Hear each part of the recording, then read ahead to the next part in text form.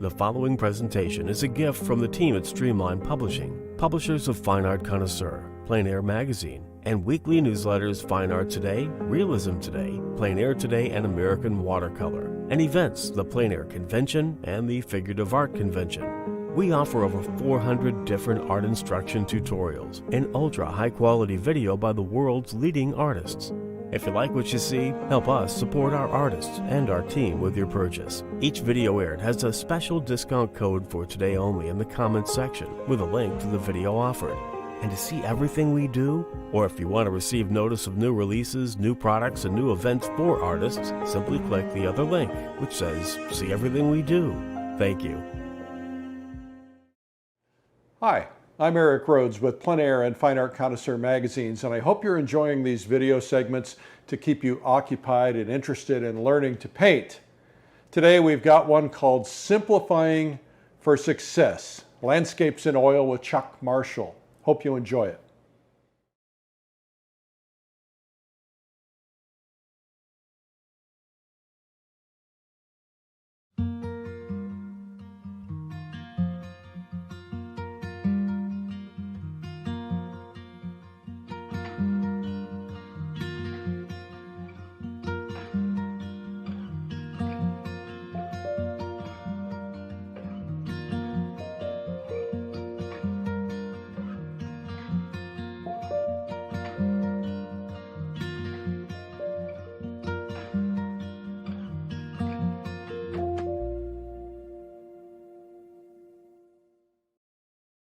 Hi, I'm Chuck Marshall. I'm an oil painter from Cincinnati, Ohio. I'm here today to teach you how to simplify starting the landscape. When I was a kid, I was doing art just like a lot of people. I was doodling and playing around and stuff. So fresh out of high school, I went into the military, and when I got out, I wanted to find an art school to start my career, and I found the Cincinnati Art Academy. 1 year there. I ended up getting married and moving to California, and then I found the California Art Institute in Calabasas, California, which was a few miles down the road from where I lived, but it ended up moving 2 blocks from where I lived, so I was able to walk there every day. And that is a big reason and part of what has gotten me here today. In today's video, we'll be discussing the start of a painting and just how important it is to the end result. The first thing we're going to discuss are my painting supplies. Let's get started. So now I want to talk about my art supplies that I use, which I call my tools. First of all, I want to start with brushes. So I'll start with the biggest one first. I use this in the studio to apply paint, but I also use it to put a wash on a canvas, and today I'll be using it just for that purpose. I have a variety of brushes, and they all have different purposes. I will pull a few of them up here just so you have an idea what I'm talking about. For these, all these have different purposes. I use this more as calligraphy. I use this for applying paint. I use this for applying paint, but they apply differently.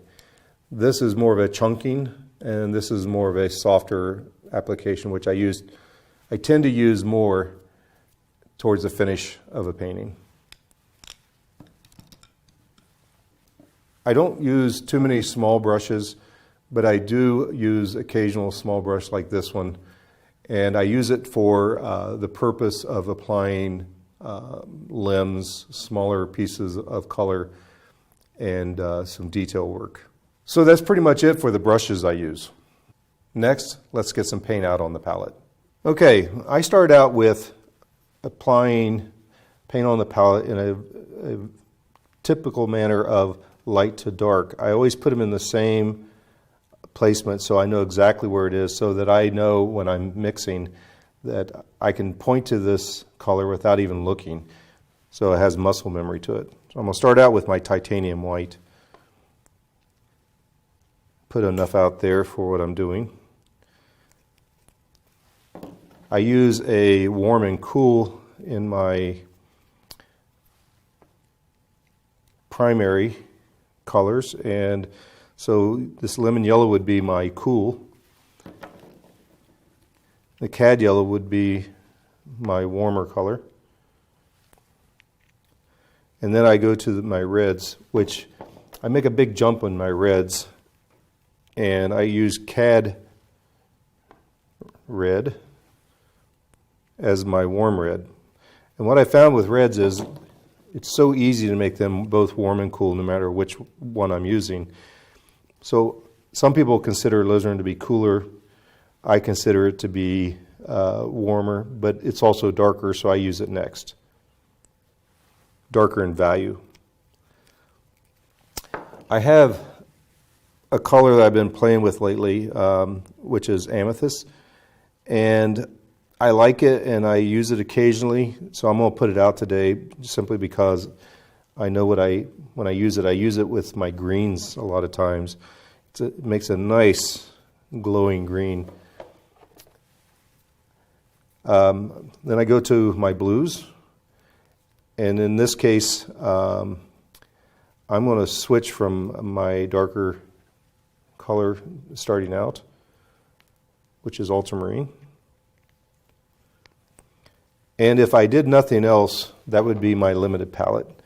But I have other colors I've been using lately, and so I'm adding cerulean.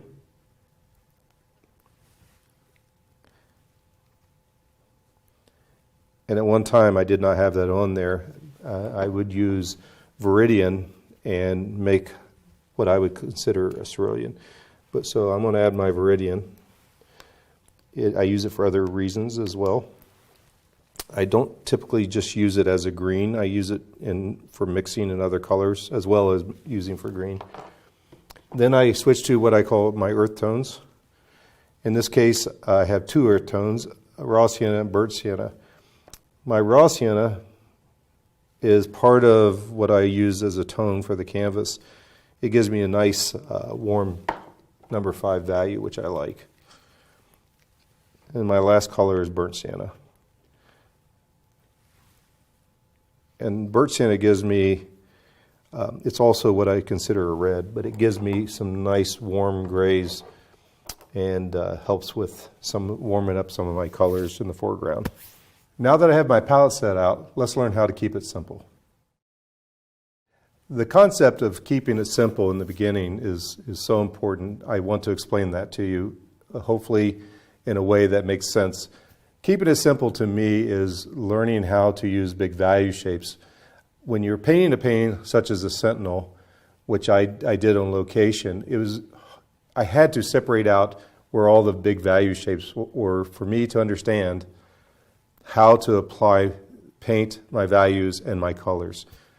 So what that means is when I'm doing the big value shapes, I'm looking at this scene and I make my sky one big value shape.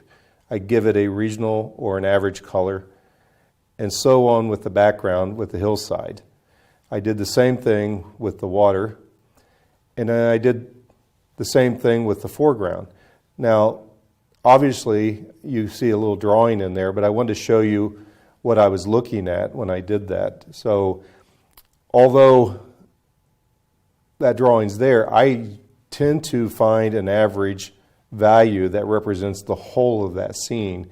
Now, there's a red barn there with a teal shingled roof, and then there's a gray road. Those are not showing up here because those aren't as important to me as the values are. So when I give it that one value, I can go back in and put those colors in, but I want to stay within the value shape. So my ranges of values, let's just say a 6 to a 10 that's in here, will not be the same value ranges that are in these other shapes because these shapes have a different value range. And for me, that separates out things so that I can understand. And that's the trick to keeping it simple. Okay, when we're outside and we're confronted with this scene, one of the ways I handle that is I do a thumbnail. This is something that is almost everybody does outside, but I try to keep it so that it's an understanding to me. So it may not be as rendered out as most people would do it. But today I'm going to kind of render it out a little bit more, just so you understand. But I use markers, and I use value markers, and I have 4 values. And so I separate my shapes out, hopefully, to 4 values. I can always double up on a value if I need something darker or whatever. But at this point, I'm going to start a drawing, which is what I do outside. I'm going to do a little bit bigger here, but I will make the shape of my canvas, in this case, a horizontal. So I just get my horizontal shape in there. And by the way, I consider this the first step of composition, is knowing whether it's a horizontal or a vertical as far as my composition goes. And I've already decided my composition, and so I'm just going to render it out for you. But a lot of times I will use, and you can see, how dark it is right there. I'll use that as my lightest light, or I'll leave the paper white. In this case, I'm going to go ahead and put that in as a value. I'm going to, akin or the same as toning a canvas. So this would be my first initial tone, or my first big shape. And there's a background hill in here, and then there's the lake in the middle, and then there's the foreground. So I'm going to do, going lightest to darkest, I'm going to do that background. So I know that it's about this far up. Well, shoot, I grabbed something a little too, there we go. I'm going to put this shape in as a value. And for me, it doesn't have to be perfect, it just needs to be understood. So I'm going to go ahead, and because this and this is the same value, I want this middle ground lake to be just a smidge darker. So I'm going to go ahead and double up so it's a little bit darker. So now I have 3 values. And then I'm going to do my foreground, which is where most of my drawing is going to be. So I'm going to use my finer point to indicate the shapes. So I know that there is a barn that kind of sits right here with some trees.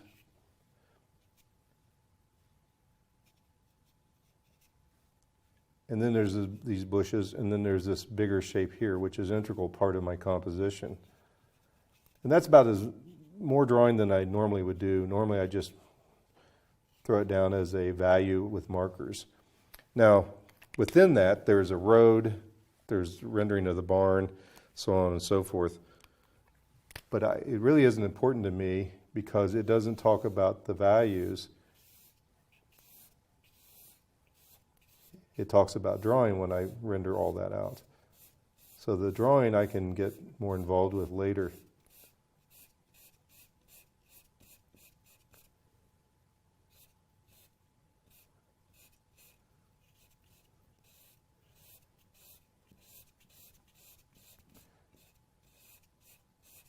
Because once I have all my values down, I should have a composition that is understood.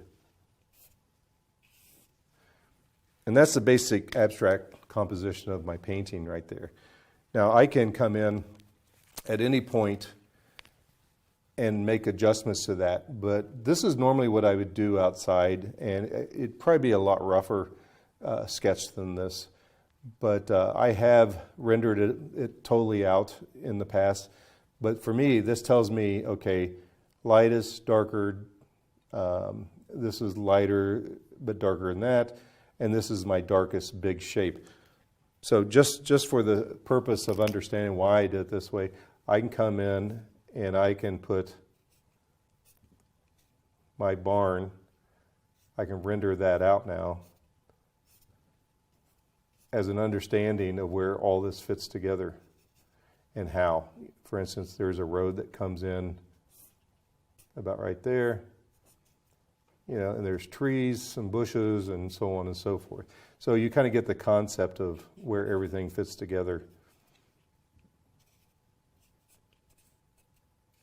But I wouldn't normally go to this length of outlining or rendering all this out, simply because all I need to know is for this painting to be successful, I need simply to understand this value, this value, this value, and this value.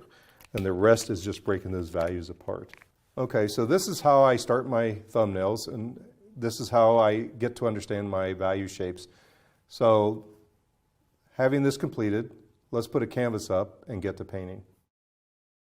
Okay, now that we've done the marker comps and the thumbnail, you got to see how I simplify the shapes.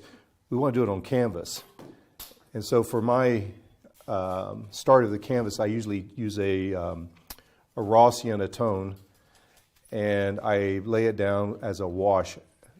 And it gives me a value that I can start with for one. It also gives me a way of not having the white of the canvas glaring through. So that would be my first step. So let's go ahead and get started.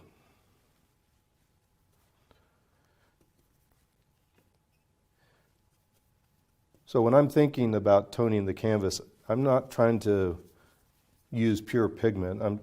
I'm trying to take my medium and thin it way down, just so I can get a wet surface to paint into. And that wet surface gives me my wet on wet technique that I use outside,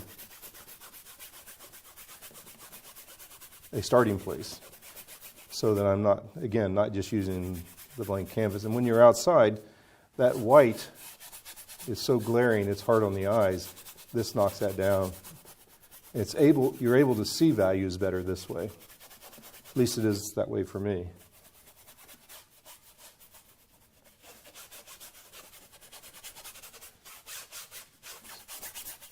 So once I get something on there, the next step is to simply, let me cover that just a little bit better.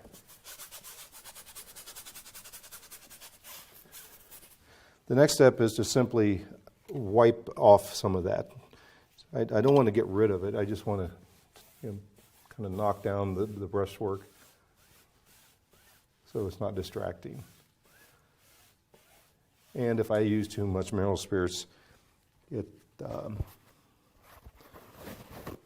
gets rid of some of that. So my reference here, the title of the painting, The Sentinel, was done on location, and the painting was sold, so all I have is this photograph to use as reference. But I'm going to do the same process that I used when I was outside. And the process was to tone the canvas and then start building shapes, just like I did with the thumbnails. But in this case, it's going to be a little different because I now have a value on there, which you can call whatever you assign that value. It's probably not a number 5, but it's close. So I'm going to actually try to go from 1 value to 2 real quick. And by using my reference, I am going to pull out some of the paint so I've got my lightest value shape. Now, this is not necessarily an exact drawing. It's just a place to start. So I'm going to use this, get rid of some of the sky. And I may have to use a little bit of mineral spirits in order to do that, but I just need a place to start.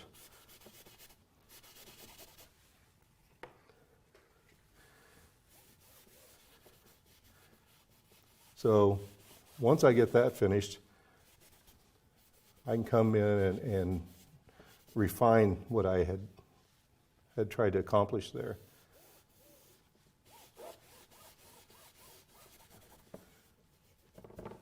And that will not be the finished drawing, but it will indicate my lightest value shape. Now I've got 2 values. And because I have 2 values, it's easier for me to understand where to go with the next one.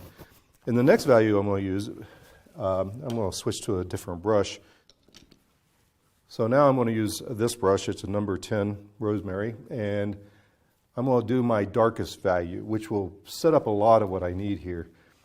So I'm going to try to find an average value and an average color and an average temperature of color that represents my shape. And in this case, it'll be the foreground, and it'll be the trees, the barn, the road, and everything. I'm not going to separate out those objects. I'm going to make those all one shape because it's all in shadow in this case. So I want to mix up a color that kind of sort of represents that. You know, I don't want it to be too dark. I don't want it to be too light. I want it to be an average. And when I do that, I'm still going to use some mineral spirits to thin it down a little bit. Simply because I want to go from thin to thick while I'm painting. And I want to keep the temperature warm so that I understand it's in the foreground and that it comes forward. Because warm temperatures come forward and cool temperatures recede. So if this isn't correct when I start, this is the time to change it. A little too much pigment there. And what I'm doing is scumbling. I'm scumbling in my shape. And the reason I scumble is I'm trying to keep that to a thin coat of paint that I can manipulate. And again, it doesn't have to be perfect. It just needs to be well designed, because I can change it at any time.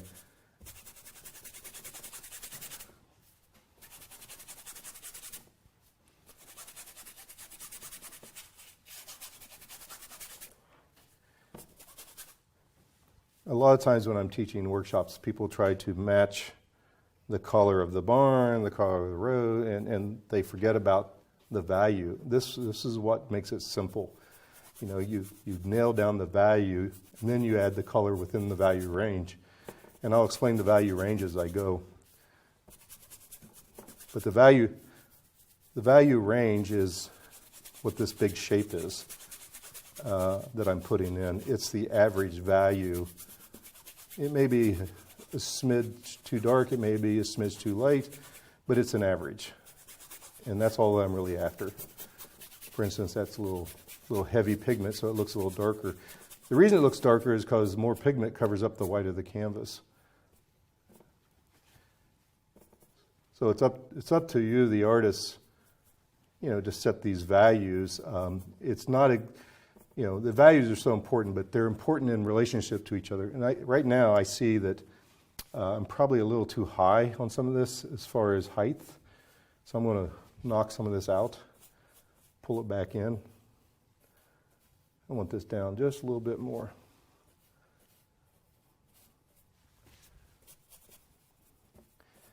And sometimes when this happens, you can use that extra paint that's out there to manipulate the other shapes. So let's see if I can do that. So here is now so this was value 1, this is value 2, this is value 3.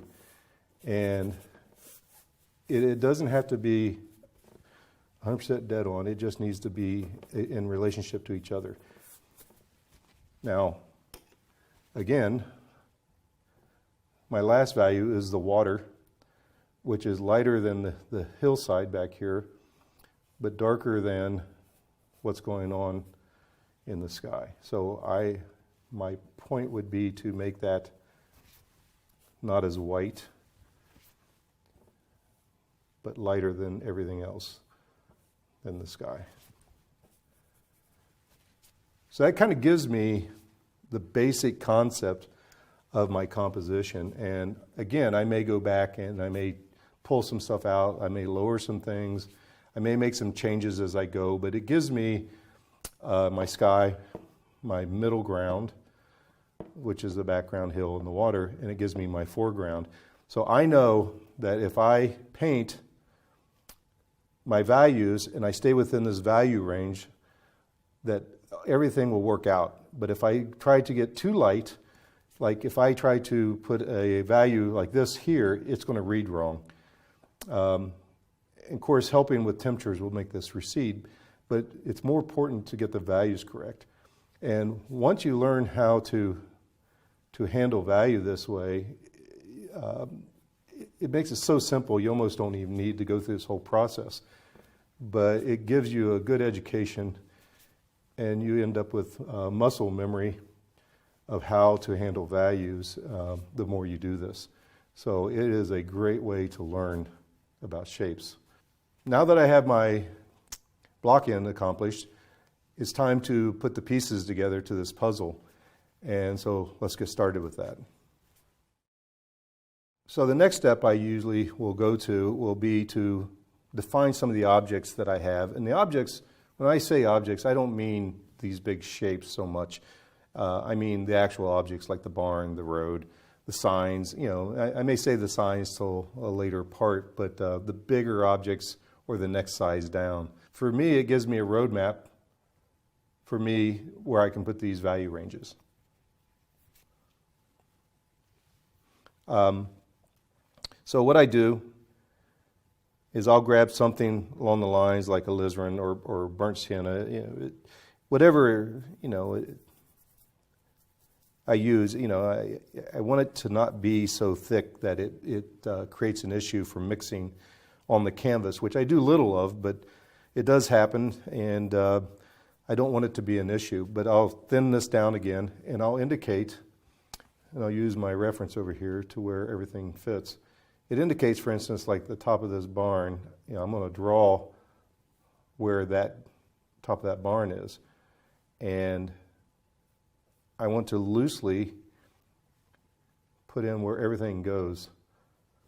So I may, again, have to make some adjustments on my drawing, but it's just an indicator of shapes.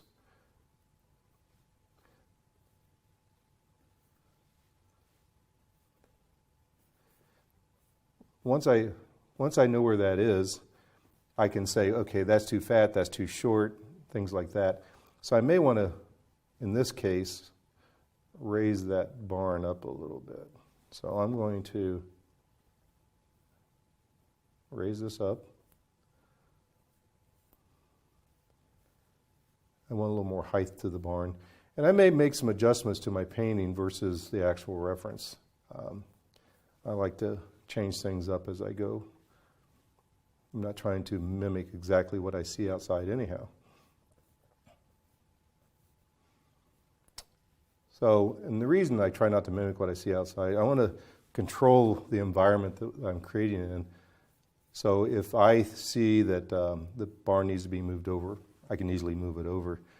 If I see that this needs to be defined a certain way, I can do that. But it gives me opportunities to make creative choices. So once I realize where my main subject is, which is the barn, then I can put in my secondary main subject, which is the road. And I know in my reference the road comes all the way over here. This was a scene from Finger Lakes, New York in Canandaigua, and I happened across this scene while doing a plein air competition, and it was just a no-brainer to pull off side of the road and risk my life as people whizzed by me to get this. But it gave me some great opportunity for some solid painting, which hopefully I will continue doing as we go here. So I know that the bulk of my composition is kind of a Z shape. There is some light in that background that goes like this. I'm really not too interested in working with that just yet. I'm more interested in defining some of this. Now, I don't want to get too sketchy with some of these trees. I want to leave that kind of open to interpretation as I go. But I do need to indicate size and some sort of shape. So to me, I've got the bulk of what I need here. I know that there's a window there. I know there's some loose missing boards. I know there's a tree, back in here. I can put that tree over here. I can do whatever. I can make more than one tree trunk come out. So at this point, the composition's set. So I can now do the middle ground, and I can indicate the horizon line on that lake and the top of the hillside. So that gives me my composition right there, this being the focal point. At this point, what I like to do is start putting in my darkest darks. And the reason for that is oil painting is obviously a dark to light scenario, and it's easier to put darks in thinner. And I go thinner to thicker as I paint. I also want to point out that when I started scumbling in, I took my brush and I pushed hard, and I point my brush. You'll see when I finish, my brush is almost parallel to the canvas, and I'm laying paint on paint, not trying to push onto the canvas. So as I'm working, you can pay attention to some of that. So the big key for me right now is separating out shapes with values and temperatures within the range. So this is a certain range of value that's separate from that. So no matter what I put up there, I got to keep it dark enough, no matter how light the shape is, than this right here. I got to keep it warm enough so it comes forward instead of recedes. So I'm going to actually put, this tree is my darkest shape in here. So I'm going to go ahead and start working on that.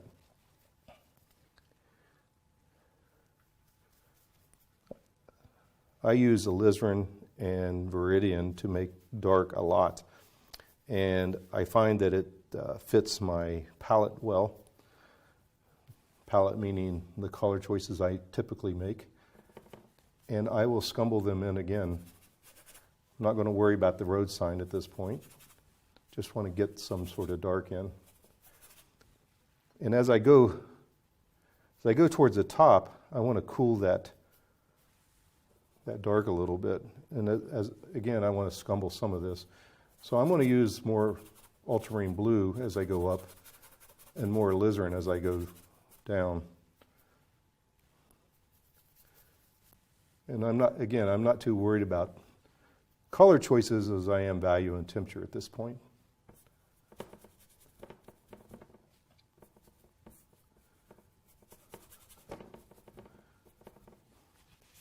I'll go ahead and put some more blue up in here so I have something to bounce other colors out of.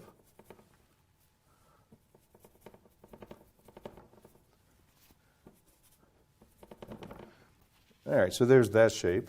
And then there's another one right here.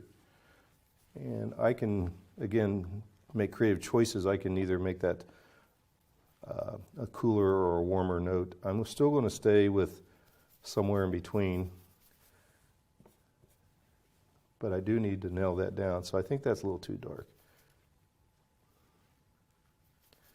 And I try not to use white at this point, but sometimes you need to vary the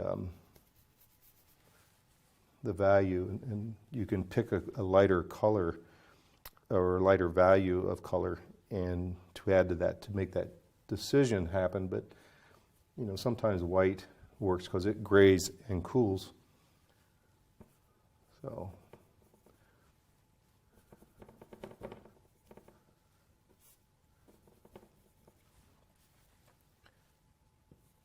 So when I get closer to the barn, that barn's got some red in it, so I want to make sure I have some red in my shadow to help make that transition out of the shadow into the light. That's something I just naturally do, and everybody has their way of doing things. This is one of the ways I do it. I think of color when I'm painting as a prism, meaning like a rainbow, the way the colors touch each other. You can go from a red to an orange to a yellow, for instance. In this case, I'm going from a red to a yellowish red or a lighter red, but it's still a prism, and so you could say it's going from red to an orange. And I can put a few more darks in here to help set this up.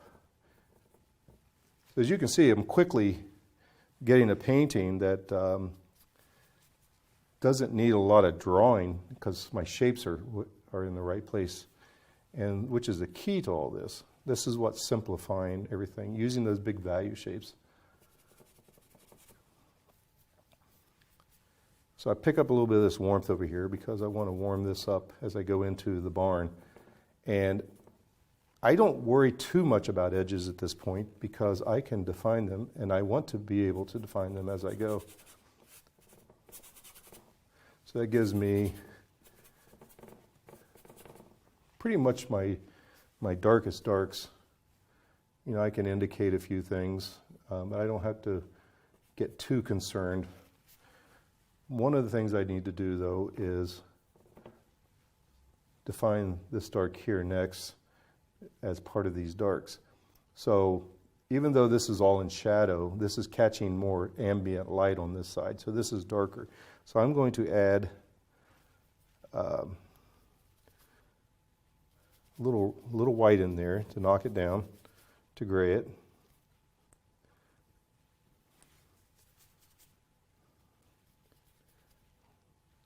And my red is more of an orange, so I'm adding a blue to it to gray it as well. See how close I am to what I want. So that's close enough for the moment.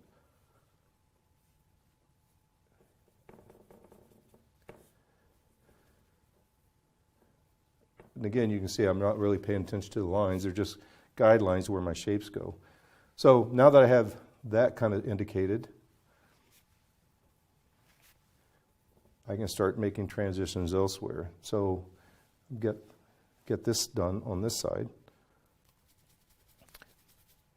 And when I'm looking at my canvas, I'm always comparing. You know, am I still within the value range? Well, so far I'm just dealing with darks, so yeah, it's easy to stay in this value range. But when I start adding lighter colors and white, you know, obviously I'm making the values a lighter color, so it changes the interaction. So I got to be real careful at this point, not to lose my big shape value system. That may need to go a little lighter.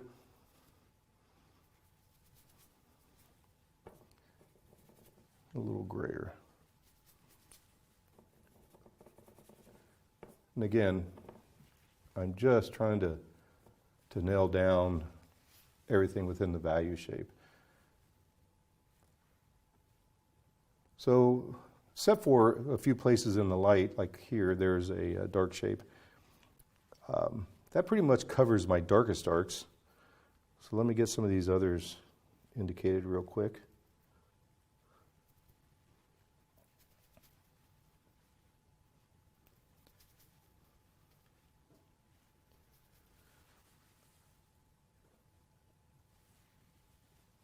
And once again, I'm not really worried about how exact I am. I just need to have good, interesting shapes. Once I nail down the shapes and they're interesting, I can make whatever adjustment I need to make them correct. But I want to get close at least.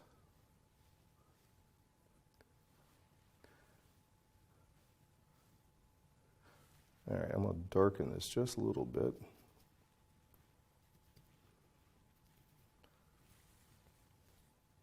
And I want to put that overhang shadow in to help me understand where my shapes are.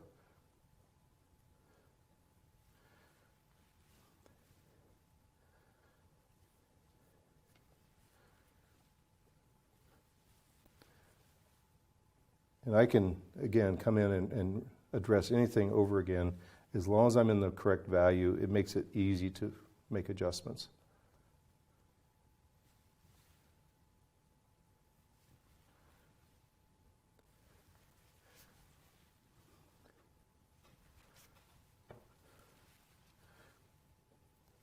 All right, I'm going to move to the front of this barn. And I'm going to throw some color in. that is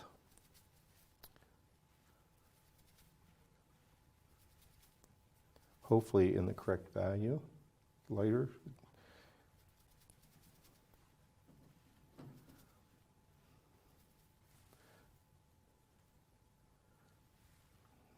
Not close yet.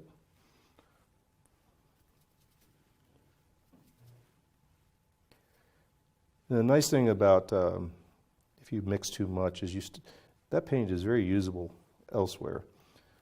So you don't have to worry about mixing too much. I prefer, as a painter, to mix too much and have to throw away something, but I tend to try to use it so that I don't have to throw it away.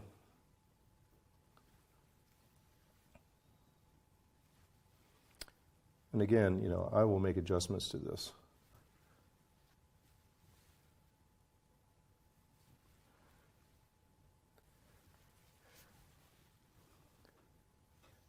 So at this point, I fairly have what I need for the barn. I mean, again, I am going to make all kinds of adjustments to this as I go.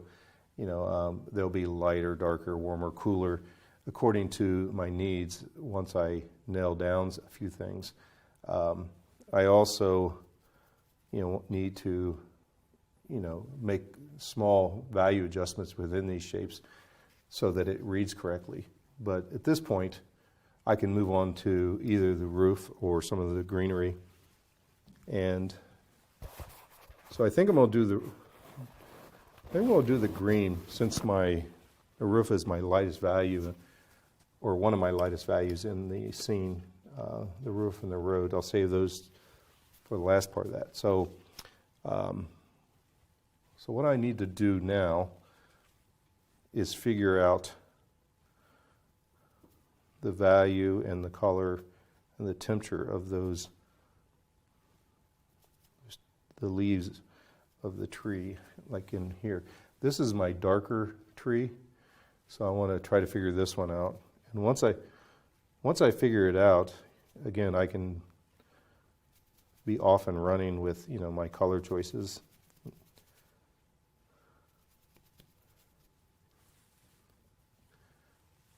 Not bad. Warm it up just a smidge. And also darken it just a smidge. There we go. So I'm going to scumble in. And again, I'm not using medium as much. I'm still scumbling, still leaving some thin areas of paint so that I have an easy way to manipulate. The problem with putting too much paint on too fast is it ends up controlling your painting instead of you controlling it. It's harder to manipulate the paint. Yeah. Not that I've never done that. I've done it more than once. Sometimes it works out. It just depends. So as I go down, I want to, again, not lose my darks in some of that. I want to try to keep it warm. And I need to lose an edge there, so now's a good time to kind of mess with that. I can bring this same color over into here, but I want to warm it up just a little bit more.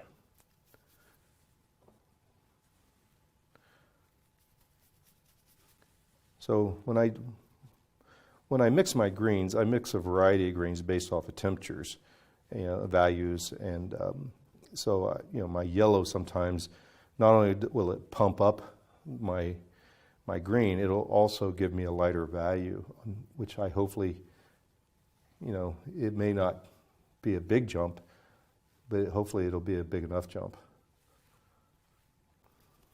And if I need to, I can use reds. And bird sienna, by the way, in my mind is a red, so I'm not opposed to using that.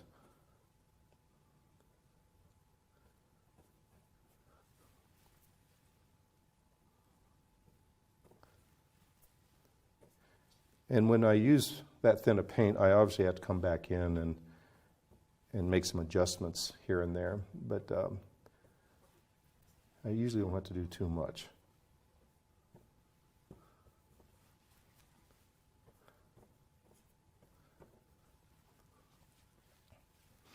So I'm going to start working on some of these other areas. And I want this to remain warm and dark. So I'm going to go to my ultramarine and my burnt sienna to darken that. But I want to lay down some color that I can manipulate, meaning more pigment in the right value range.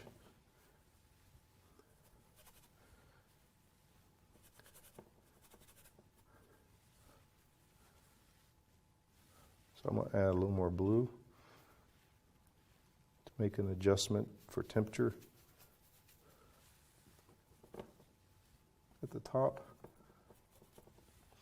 The thing about aerial perspective is, warm comes forward, cool recedes. What people forget to think about is trees are at the base closer to us, and it goes up into the sky, it goes away from us, so it gets cooler. Also, the light comes around the tree, and so the infiltration of the atmosphere will cool off the tree as it goes up as well.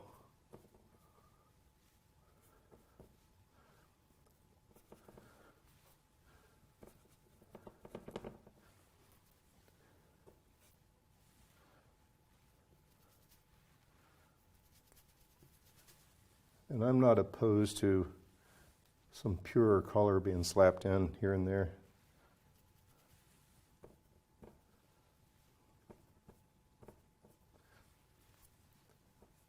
I redefined some of my darks.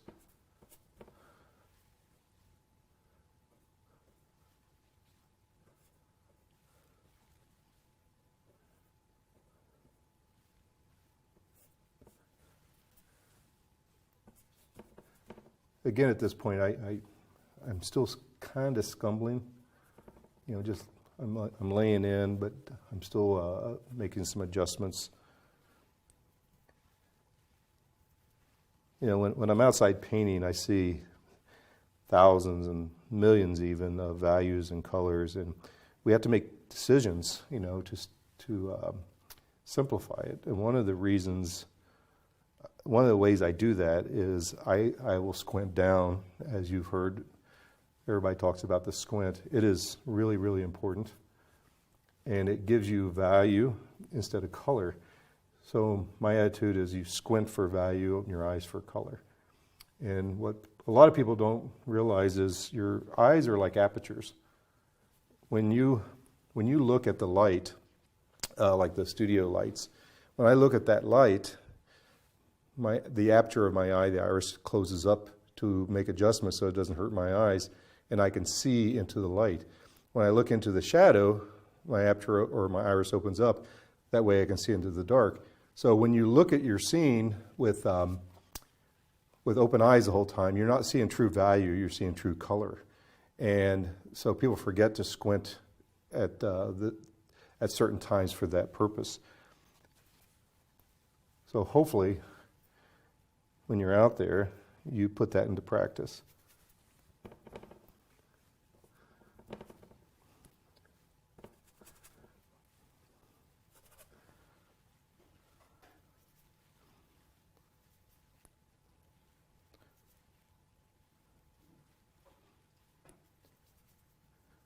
Again, I'm trying to darken my darks back up with a little more pigment. I just need a little more on there so I can manipulate it. So I can scumble it in, massage it in, if you will, to certain areas.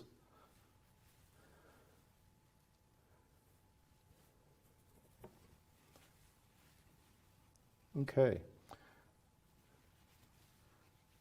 So again, I am trying to unify my shapes and my color harmonies, and I see that it's time to go to some lighter values. So I'm going to go to my greens again in my lights. I want to pump them up just a little bit.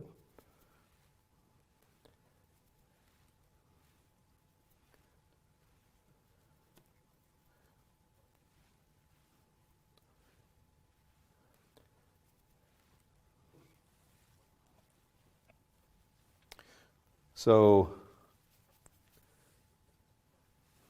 want to cool that off just a little. So I'm going to add a little, can't remember, the cerulean blue. Add a little cerulean blue to that, and so that it kind of will match my background value just a little. So as I recede, that makes a lot more sense.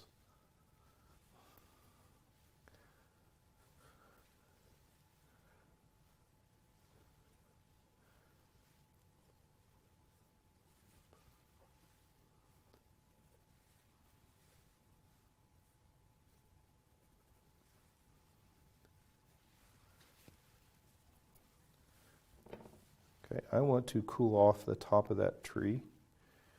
Like I said, it is going away from me. So I will put in a cooler color, hopefully within the same type of value range. Again, I'm dipping into my white and my blue to that.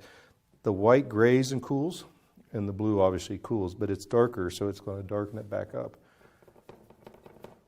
And you may not be able to see it at the moment, but it will definitely show up as I start to mess with my colors and values.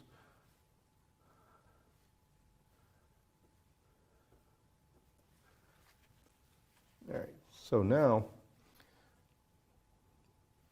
we'll do the ground and the road.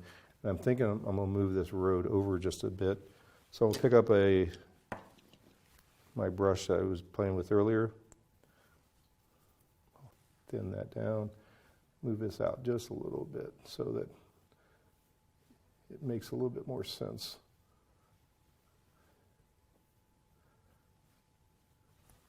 Okay. So now I'm doing the ground. Well, the ground catches a lot of light compared to these uprights. So it's going to be a different value, but it still needs to be darker than anything back here. So let me scrape up some of this so that I can put it aside. I'll use it as I go. I am a big fan of Edgar Payne, and in his book he talks about the soup method, and which is a whole nother video. But he also refers to what I'm scraping up as mud, which is not soup, but it kind of sort of does the same thing. It's a harmonizing mixture of everything you used in the painting, which you can use anywhere in this painting and it will work because it's very harmonized. It's all the colors you're using anyhow. So I got that set aside. I can mix it together and I can see, especially if I hold this up in my palette knife, that it is a very average, and if I put it here, it's too dark. So I know I got to go lighter. It's just one of the tricks I've learned. So I'm going to try to create a value that is warm. It's going to be darker than that, which needs to be darker. And I see when I put it to the palette, I see that it's immensely lighter. So what I can do is I can pick a little bit of that up, make an adjustment, and I am closer to doing what I need to do at this point.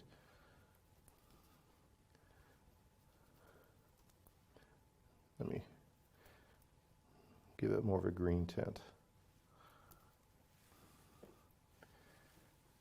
So I'm going to scumble in, which I will manipulate even more,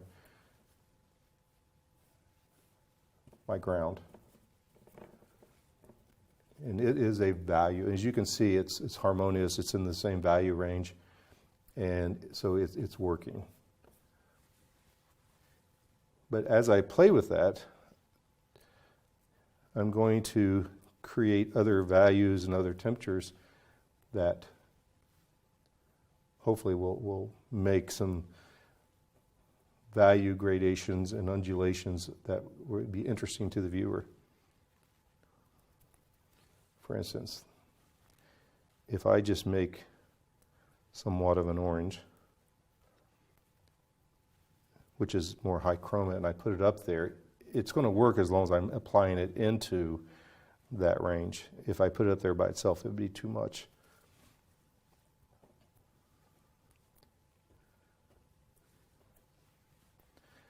And I'm getting a very nice warm foreground. So I am going to run with that.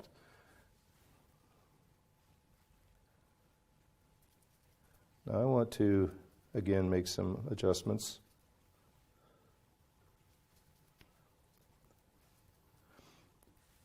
And for the most part, when I make these adjustments, you can see if this is my average value range. This is pretty dark for up here, and also pretty warm. So I will test my values if I think I'm getting out of line with it.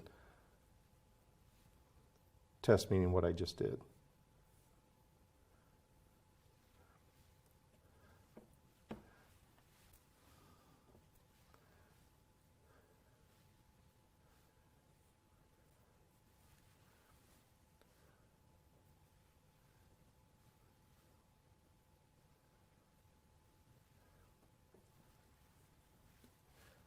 And adding a little bit of red in there helps unify with the barn as well. So my next step, I think I'll work on the road. And the road is like, okay, what color is a road? Everybody knows it as a gray, but what kind of gray is it? Is it a red gray, a blue gray, or a yellow gray? Meaning picking from the primaries. I don't know that it's important that you match the color of the road. I think it's more important you match the value, and it harmonizes in your color scheme. So I'm going to push more of a lavender that's maybe a little heavy in the red type of gray. That I have green in my brush so that I know that it's going to be harmonious, just like my mud. And again, I can test it and see it's the same value as the other color I had put up earlier about the grass. So I'm in the right range. It's amazing how blue that looks and how green it looks here, but how blue that looks on the canvas.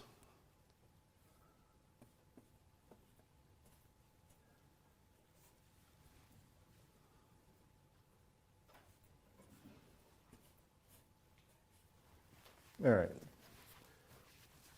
So now, the only thing left to do would be to finish this big foreground shape would be the barn. And so I'm going to clean my same brush, just clean it up a little bit. I don't mind it being dirty because it'll help me mix that color. And I'm going to pick up a little Viridian because it's kind of a dirty green shingle. And I think Viridian can be easily a very gray-green. And one of the things that I got to remember is to stay within my value range, because if I put this up here, it's obviously fitting back there. I need to go darker. And a lot of people, when they're looking at the scene, would see that as a very bright green, which it is not. So I'm going to try to make sure it fits in the value range. I'm close. Definitely going to be lighter than the road, so it is real close. I'm going to try this. Needs to go greener.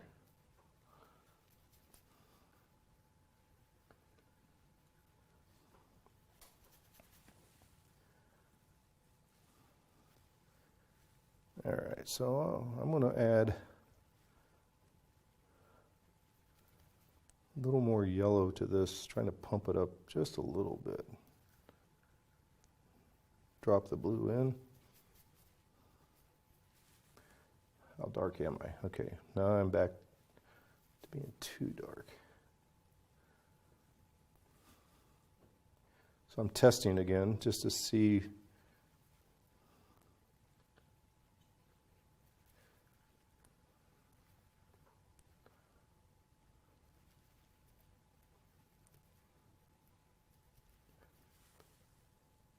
All right, now I think I'm close.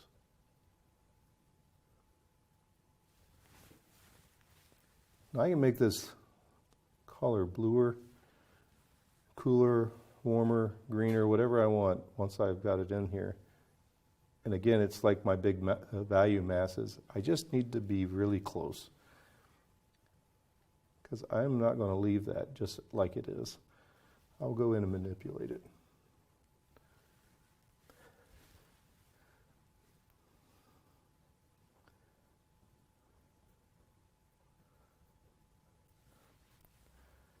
And some of my edges I'm going to get rid of, loosen up, tighten up, whatever.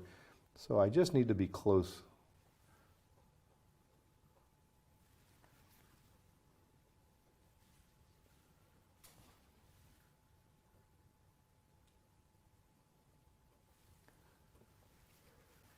All right. So when I'm painting, I may end up using some of this green in other places, but you can see it's too light, so I will have to darken it.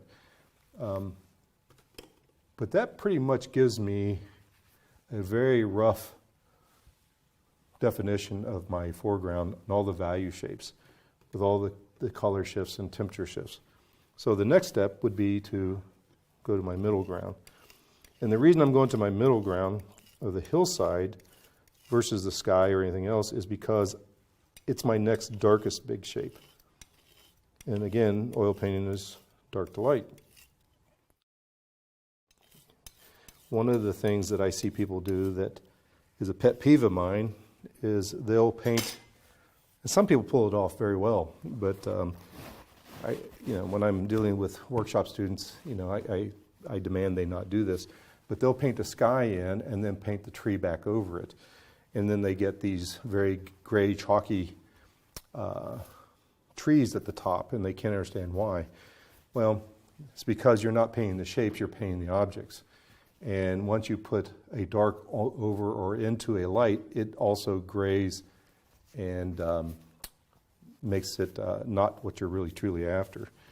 So let me clean this up so I get a nice clean shift in values and colors and temperatures here. I'm going to stick with the same brush. It's working for me. I've had a lot of people ask me, are you still using the same brush for that whole painting? I say yes. I think all of us as professional artists can use one brush and create a painting. I don't think it's necessarily a good thing to do that all the time. So I do have a variety of brushes, and you will see me pick up a few as I go along. But for this big block-in scenario, I'm going to stick with this at the moment.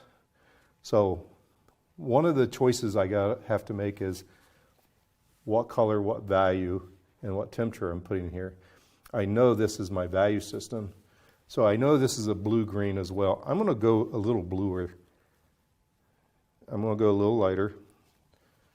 So I'm going to pick up a little bit of both of my blues and a little bit of Viridian. In order for me to make this work, I am going to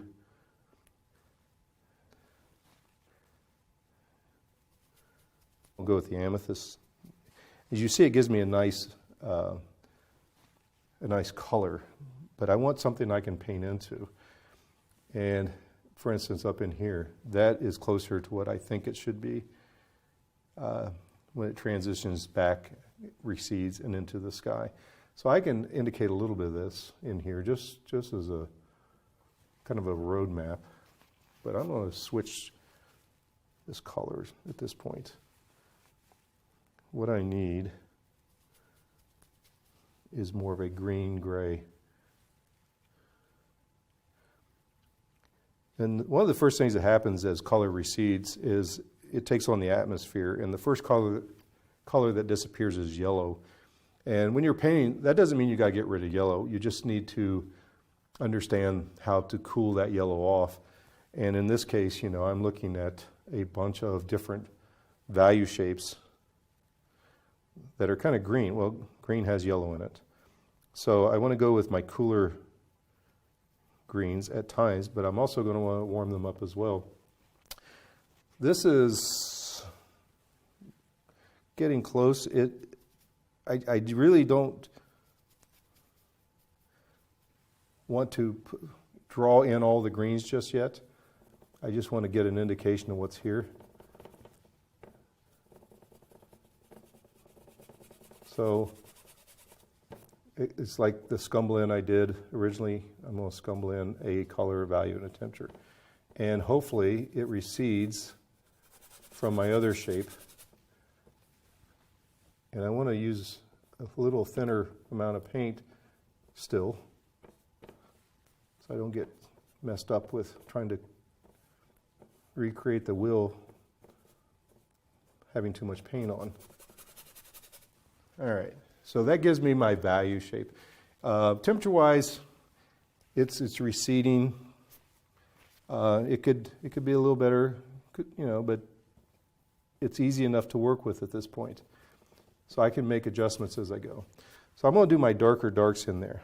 And I see them as more of a reddish blue into my shadows. So the easiest choice for me would be to use something like alizarin. But I'm going to make a jump to my CAD so I can make a dirtier violet. Pick up a little bit of my Viridian.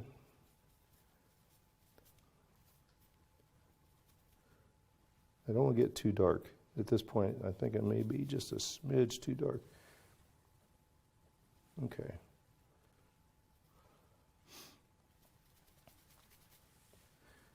So what I'm after is trying to show where the shadows of that hillside are interplaying. I need to get my darkest darks in, for instance, just like I would in the other shapes.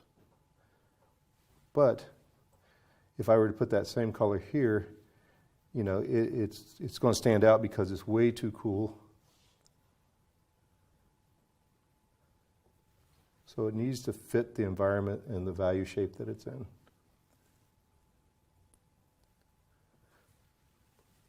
So at this point, this will be my darkest darks in that middle ground.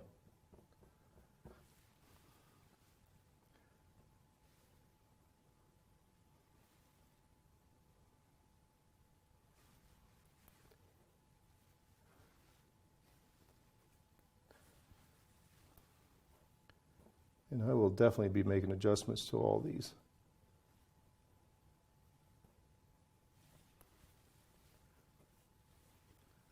It's almost too dark. So when I put my lights in, it'll correct it.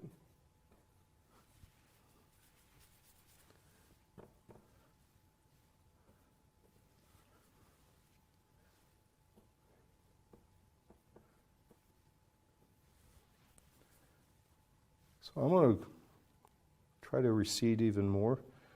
So I'll use a cleaner note, a cleaner color note. So add white and ultramarine. Hopefully it'll still do the same job as the darks I put down and read correctly. Believe it or not, that's lighter.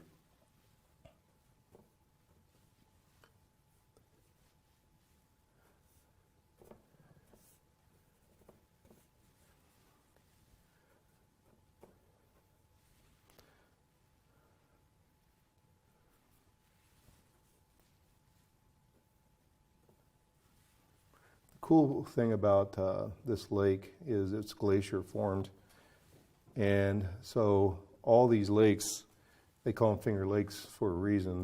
The glaciers came down and gouged into the ground these deep ravines, which became lakes. And this is not the deepest one, but it is very deep.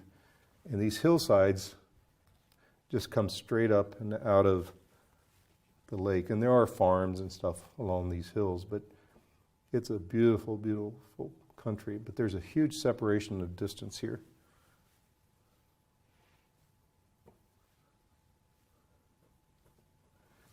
All right, so that's my darker darks. So I'm going to go and make my lighter version of what's going on in there. Again, I want to keep it green.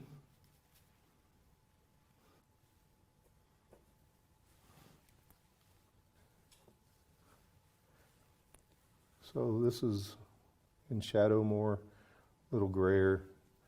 I just need to put some paint down to indicate what's happening. come back in to manipulate at a later time.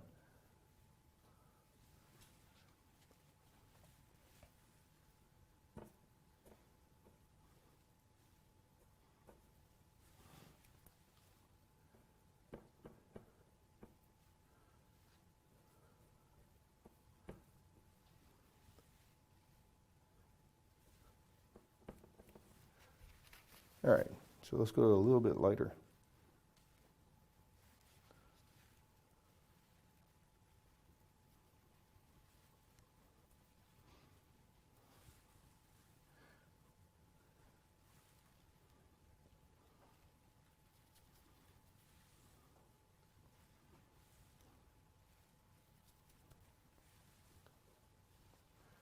I'll lighten some of this up as I go, but right at the moment, I'm going to run with this.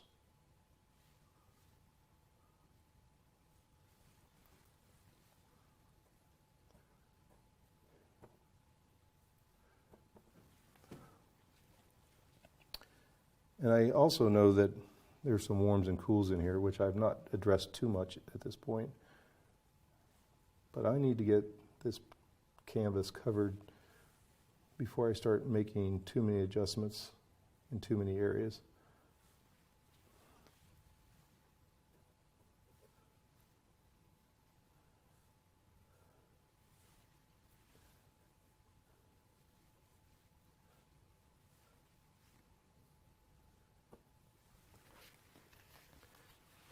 All right, let's see what we got.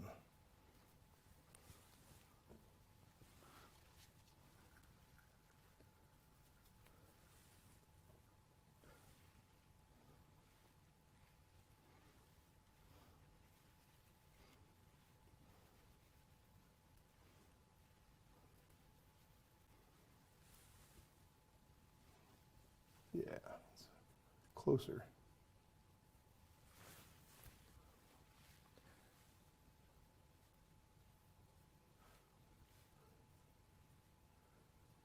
So I will push and pull, as I call it, these little subtle scenarios in here, meaning I'll go light, dark, warmer, cooler. Right at the moment, I'm getting pretty much what I need to, same as I did down here, to get a rough rendering of what I'm looking at. So I want to add a smidge of red.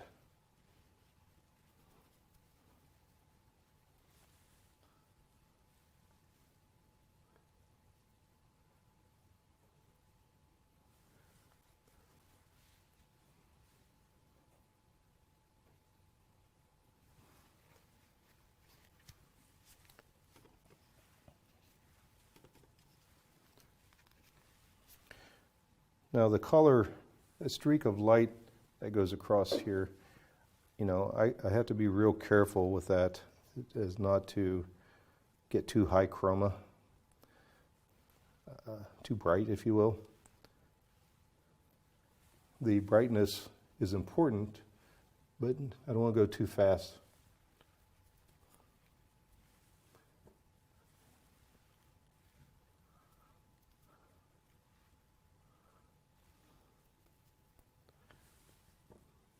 All right, so this will be sufficient for the moment, just to indicate where everything goes.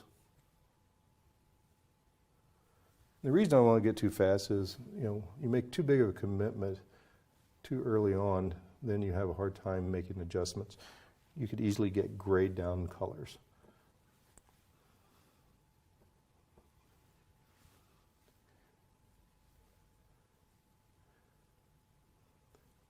So we'll call that sufficient for now, which is not the end result or the finished part of the painting.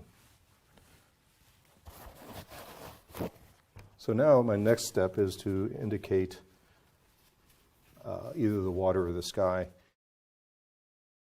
Hey, would you like to win a beautiful painting worth almost $3,000? We've got a beautiful Joe McGurl plein air study that he's done of the sunset in Maine. It's gorgeous.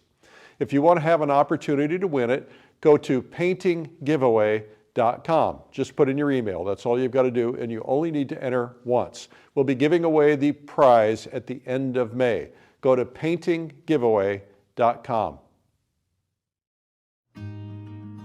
There's a million ways to finish a painting and a million ways to start, but for especially the beginner to intermediate artists, we struggle sometimes with understanding, okay, how do I pull all this together into a painting?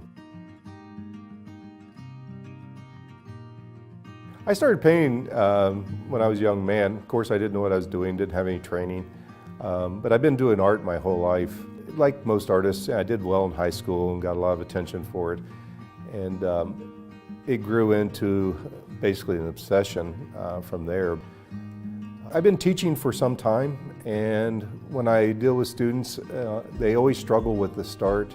And no matter what I taught them, they would seem to not understand, the basic concept of, how important those big shapes are. The use of the big shapes really does get rid of all the information that is in front of you when you're outside painting. For instance, leaves, barns, limbs, all that is not the big shape. Those are objects. And this is about the big shapes and the composition and values. You're going to learn how important the block-in is and how it sets up your composition and your value systems, how it will affect the end result of a painting. There's always something to paint. And if shapes and design and abstract patterns and things like that, if you add that to your arsenal, you never have a moment where you go, what can I paint?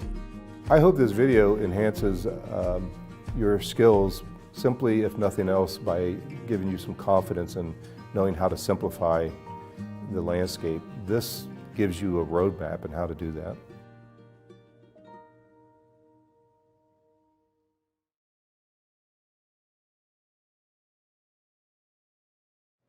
Well, that was Chuck Marshall, Simplifying for Success, Landscapes in Oil, and you can learn more about that at lilyartvideo.com.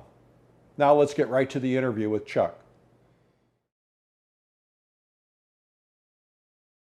I started painting when I was a young man. Of course, I didn't know what I was doing, didn't have any training, but I've been doing art my whole life. And I started out, understanding that I was going to be an artist.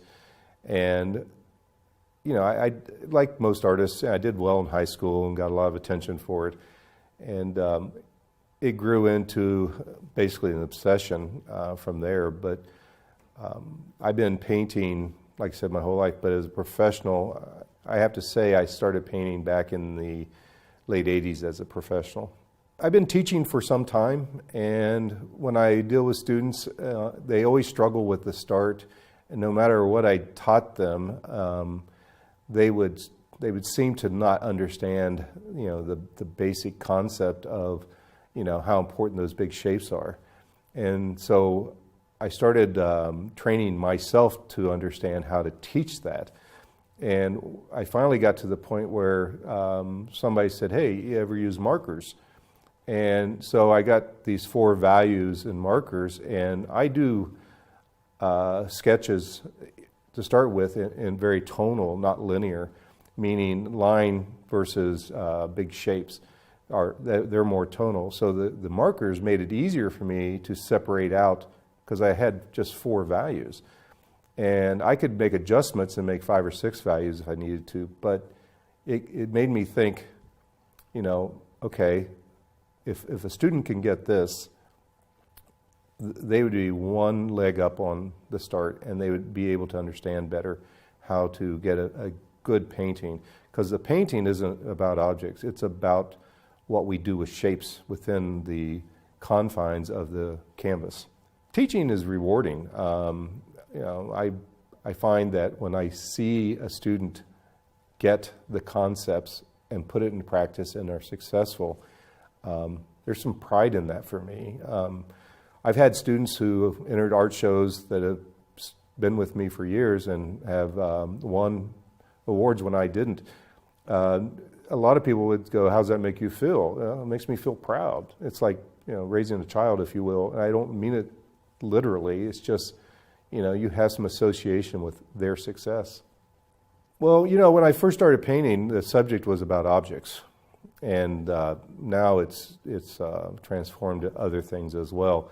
more so, it's about design. It's about shapes. You know, sometimes it's texture, sometimes it's light.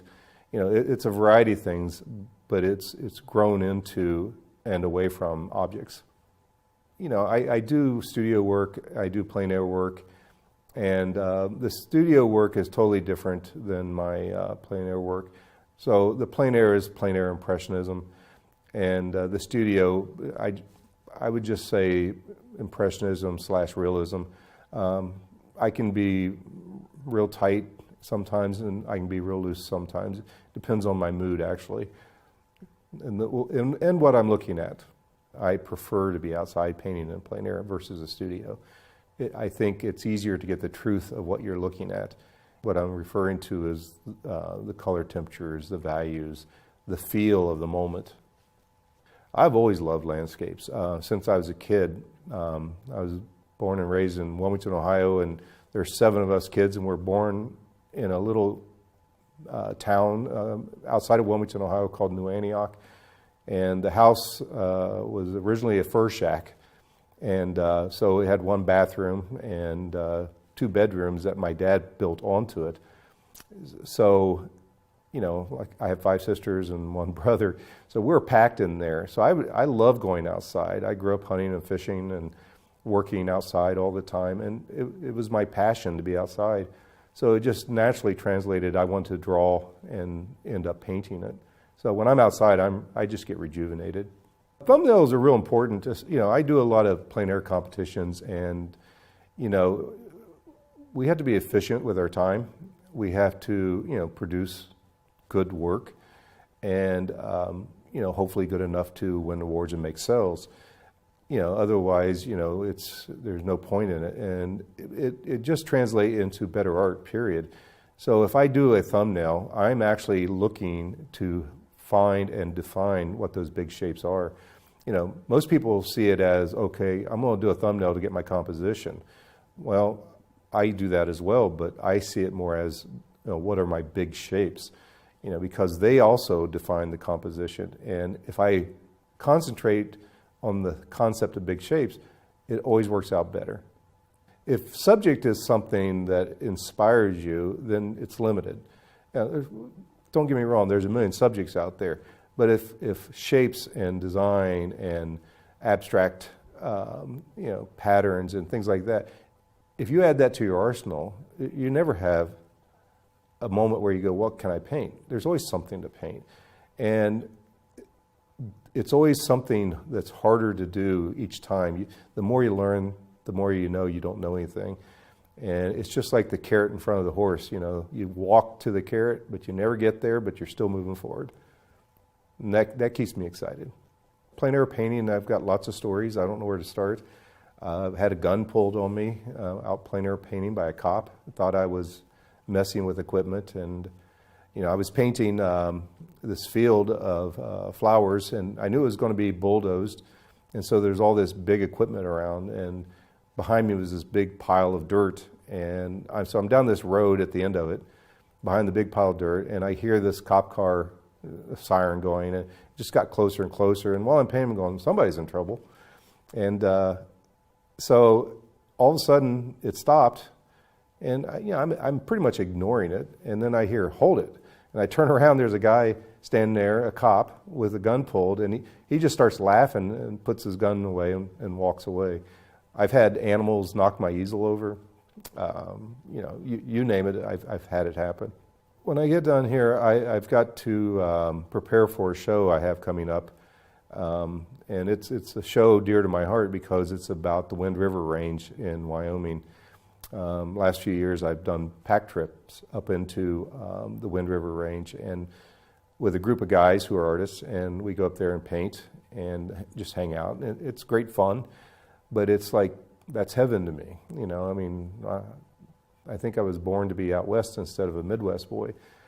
I love being on a horse. I love painting out there. I love seeing the moose and the bear and everything. So one of the guys said, hey, let's do a 2-man show at the Isley Gallery in Cincinnati. And so we talked to them and got it arranged. And so I'm gearing up for that, and I can't wait for it. Other than that, I'm going to Cape Ann to paint in Gloucester and Rockport, and love that area. That's where some of the American plein air painters originally started. There's some real history there.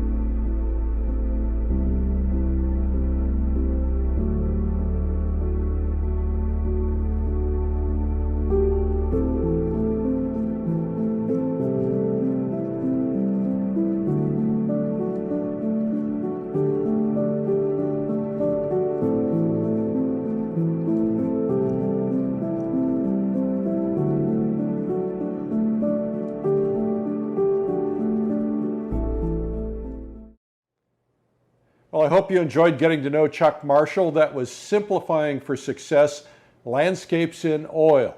You can learn more about that at lilyartvideo.com. I'm Eric Rhodes. Thanks for watching. There's a million ways to finish a painting and a million ways to start, but for especially the beginner to intermediate artists, we struggle sometimes with understanding, okay, how do I pull all this together into a painting? I started painting when I was a young man. Of course, I didn't know what I was doing, didn't have any training, but I've been doing art my whole life. Like most artists, I did well in high school and got a lot of attention for it. And it grew into basically an obsession from there. I've been teaching for some time, and when I deal with students, they always struggle with the start. And no matter what I taught them, they would seem to not understand, the basic concept of, how important those big shapes are.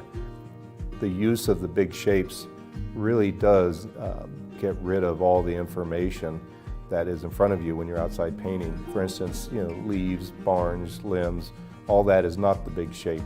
Those are objects. And this is about the big shapes and the composition and values. You're going to learn how important the block-in is and how it sets up your composition and your value systems, how it will affect the end result of a painting. There's always something to paint. And if shapes and design and abstract patterns and things like that, if you add that to your arsenal, you never have a moment where you go, what can I paint? I hope this video enhances your skills simply, if nothing else, by giving you some confidence in knowing how to simplify the landscape. This gives you a roadmap on how to do that.